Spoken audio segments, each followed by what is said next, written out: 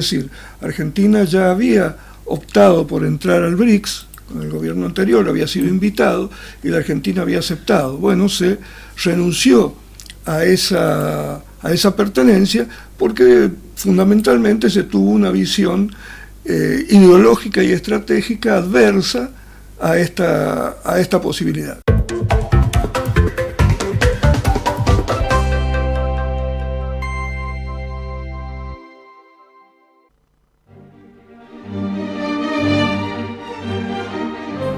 Y claro, después de esta presentación oficial, lo saludamos a él. Alejandro Pozzi, ¿cómo le va? Buenos días. Buen día para todos y todas, y gracias por permitir el espacio. Por favor, es un gusto tenerlo entre nosotros. Esta vez para hablar de la tensión que se está suscitando con Chile, entre Argentina y Chile. Sí, bueno, en realidad pareciera ser, en términos generales, una tensión que el gobierno nacional, desde que asumió y comenzó a principios de año con su política exterior, entre las políticas de Estado, ha tenido tensiones discursivas y tensiones diplomáticas con distintos países, más con varios países. Más allá de la rivalidad latente que podría tener con algún país en particular. Se ha dado fundamentalmente por una cuestión ideológica, ¿no?, en la que todos los gobiernos que no son de derecha, y sobre todo los gobiernos de los países más importantes, más desarrollados, son percibidos como rivales o como inaceptables para las relaciones diplomáticas normales para la Argentina. Esto ha pasado con la canciller Mondino, y después ha tenido su suceso con su renuncia, hará un mes atrás, y la presencia de un nuevo canciller. Bueno, la canciller Mondino ha seguido, con algunos altibajos, esta línea marcada por el Poder Ejecutivo, ¿no? Y ahí en eso se ha encontrado uno con relaciones conflictivas con el BRICS. Es decir, Argentina ya había optado por entrar al BRICS, con el gobierno anterior había sido invitado y la Argentina había aceptado. Bueno, se renunció a esa pertenencia porque fundamentalmente se tuvo una visión ideológica y estratégica adversa a esta posibilidad, sobre todo por el intento de alineamiento automático que la Argentina empezó a marcar con Occidente, y leyendo como Occidente fundamentalmente a Estados Unidos, Gran Bretaña e Israel, el bloque de la anglósfera, digamos, ¿no? Ahora, eso se fue sumando en el tiempo con otras acciones. Por ejemplo, los discursos bastante beligerantes en términos diplomáticos con China, los desplantes a China, los ataques con diatribas y discursos descalificantes a Brasil, las diferencias que se plantearon con relación a Bolivia, y esto de que la Argentina no puede tener relaciones con países comunistas o con zurdos, como el presidente define. En realidad, países comunistas, prácticamente lo único que queda es Cuba, en alguna medida un sistema mixto, social comunista capitalista, mixto en China, y se acusa también de izquierda a Rusia, que no tiene nada que ver la Rusia actual con la Unión Soviética en términos de opción ideológica. Ahora, ¿qué ha sucedido con esto? Con Chile nosotros tenemos una historia muy rica y compleja, que nace prácticamente con el fin de la colonia española y las revoluciones libertadoras de la Argentina y de Chile, de los pueblos sudamericanos. allí hemos tenido una historia de cooperación y conflicto, digamos, ¿no?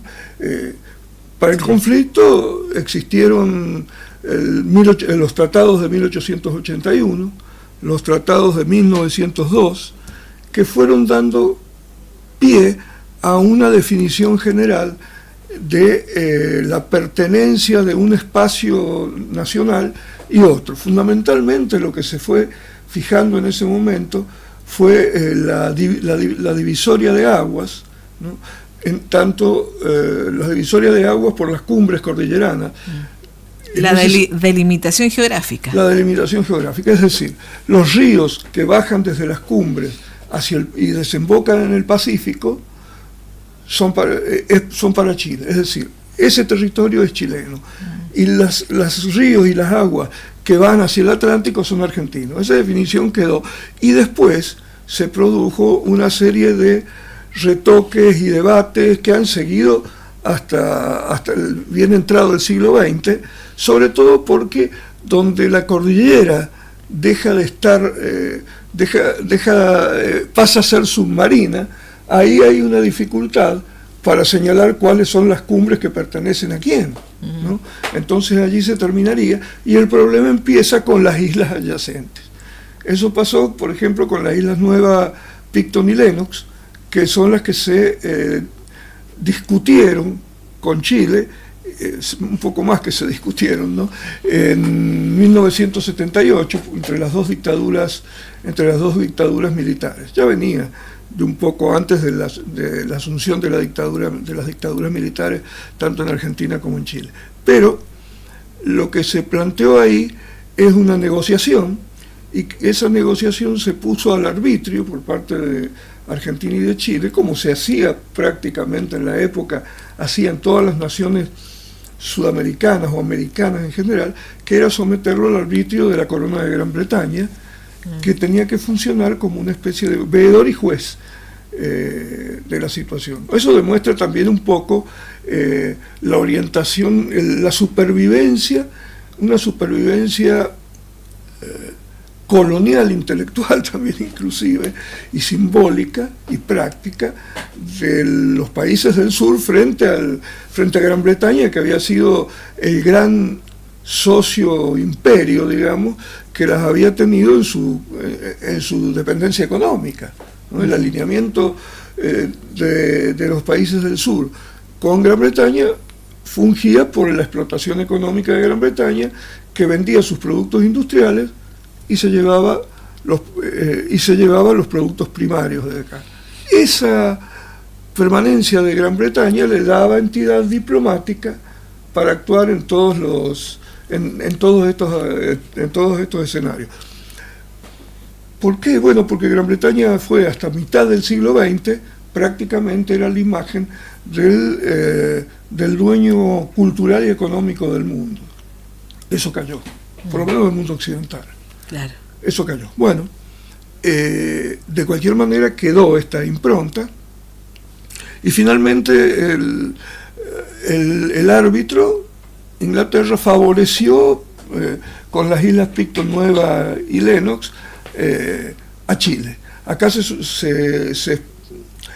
sostuvo que esto era arbitrario, y esa arbitrariedad llevó a la posibilidad, esa percepción de arbitrariedad llevó a la posibilidad de una guerra, ¿no?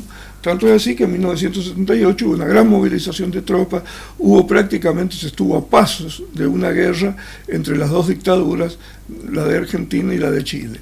Inclusive las tropas argentinas en el sur se sostiene que parecen haber superado el límite y entrado en territorio chileno para salir después. Porque apareció una instancia de búsqueda de una especie de pausa en el conflicto, por lo menos en el aspecto bélico, con la intervención del Vaticano, con la intervención del Papa. Esa intervención del Vaticano dio una resolución que dio lugar al Tratado de Paz y Amistad de 1984, ya con un gobierno democrático en la Argentina, y todavía con Pinochet en Chile, pero bastante apremiado por la opinión pública y la presión internacional mayoritaria por terminar de alguna forma con ese proceso, ¿no? Con el proceso dictatorial. Pero bueno, la imagen, la sensación de guerra que quedó fue muy fuerte. Yo recuerdo que las caravanas de vehículos militares que partían hacia la frontera y hacia el sur, ¿no? La frontera mendocina, un poco la frontera sanjuanina y muchos directamente hacia el sur. Y los ejercicios de guerra que se hacían en San Juan, en Mendoza y en las otras provincias limítrofes. La de San Juan lo teníamos claro, porque había determinadas horas en que se avisaba, sonaban las sirenas, como que había un peligro de bombardeo, de ataque sobre la provincia, y se apagaban las luces totalmente, quedaba oscura en la ciudad y había que estar 1 hora o 2 horas guardado, digamos, ¿no? Metido dentro de las casas, no se salía, en una postura en general de la posibilidad de un ataque, ¿no? Y bueno, eso se vivió muy fuerte. Finalmente se llegó a la solución, en la cual quedaron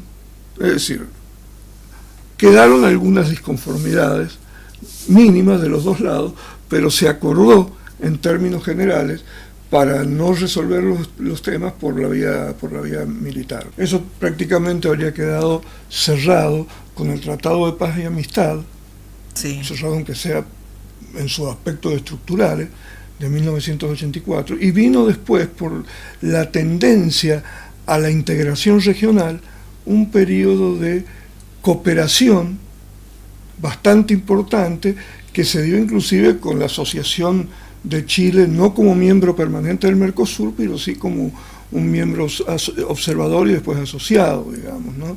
Y eso se mantuvo firme hasta la llegada de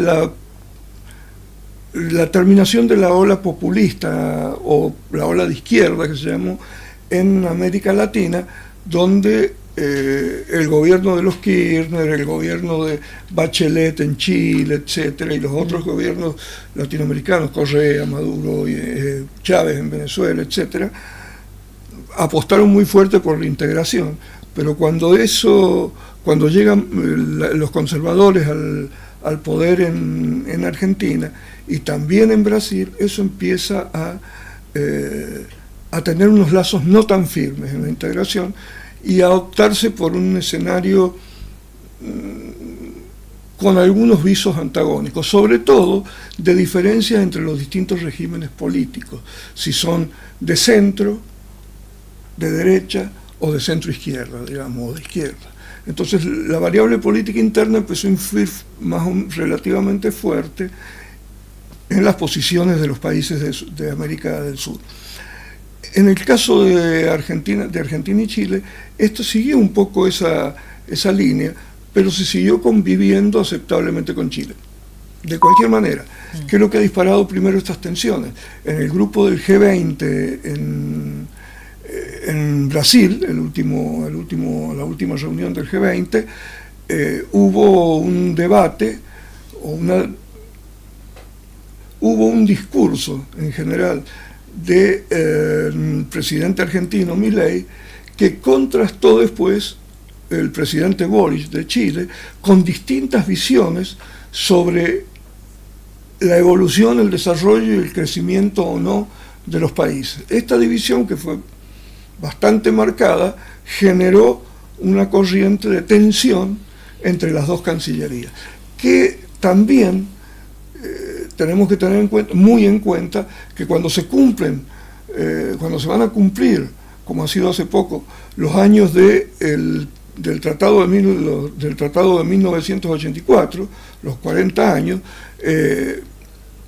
se hizo una reunión en el Vaticano, donde el Papa en esa reunión recibía al presidente y a los representantes de relaciones exteriores de los dos países para conmemorar el tratado y avanzar sobre él. ¿Qué ocurrió? Que la Argentina no concurrió. La Argentina no concurrió y acá hay como una posible doble interpretación, independiente o asociada. Digo, la independiente podría ser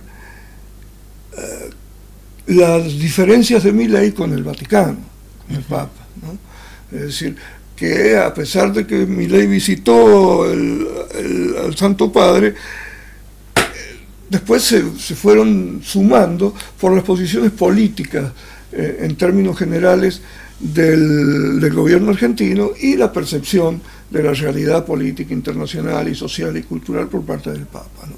Ahora, allí habría habido una especie de poner distancia con el Papa por parte del gobierno argentino y otra interpretación, que puede ser también común o no, que es las diferencias con Chile. Es decir, como Chile tiene un gobierno, no es socialista, socialdemócrata, podríamos decir, Milei lo considera un adversario político fundamental y hasta por ahí más que un adversario político, digamos, ¿no? Por lo menos en el discurso de Milei. Puede ser que una de estas cosas haya influido para que no concurriera, o las dos combinadas, ¿no?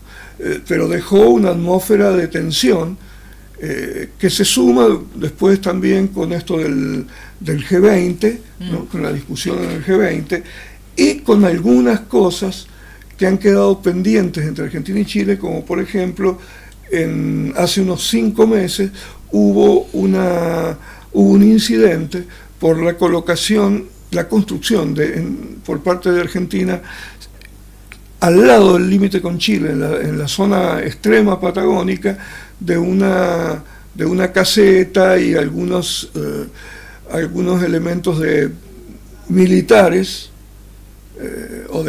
que marcando como una cierta soberanía argentina. Sí. No del lado chileno, pero sí en el límite lo que los chilenos consideraron algo incorrecto o una especie de agresión, ¿no? Una especie de intención de avanzar.